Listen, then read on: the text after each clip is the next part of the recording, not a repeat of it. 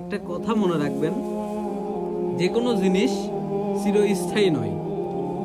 একটা মানুষ থেকে শুরু করে পুরা জীবজন্তু, মানে পুরা পৃথিবীটাই চিরস্থায়ী নয়, এরকম করে মহান আল্লাহ তাআলা সৃষ্টি করছেন। তো তাহলে এখানে কিসের এত হিসাব, কিসের এত থামানো, কিসের এত বাধা, এত কিছু কেন? যেটা চিরস্থায়ী নয় আমার জানা আছে, ওটা নিয়ে কিসের এত বড়াই?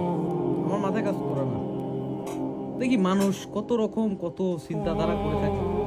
আরে কোটি টাকা, লক্ষ টাকার অবস্থা, কোথায় লক্ষ লক্ষ টাকা? হ্যাঁ, কোথায় লক্ষ লক্ষ টাকা রে? আর মানুষটা কোথায়? আমরা কোথায়? আমাদের টাকা কোথায়? সম্পদ কোথায়? আমরা কোথায়? এগুলো আমরা আসলে চিন্তাই করি না। সম্পদের লোভে পড়ে, লালসায় সবকিছু আমরা ভুলে যাই। হ্যাঁ, আমরা তখন আর ভালো জিনিসটাকে প্রশ্রয় দিতে চাই না। হ্যাঁ, বেশ কিছু মানুষ এইরকম কাজটাই করে থাকেন। তো অতএব খারাপ লাগে।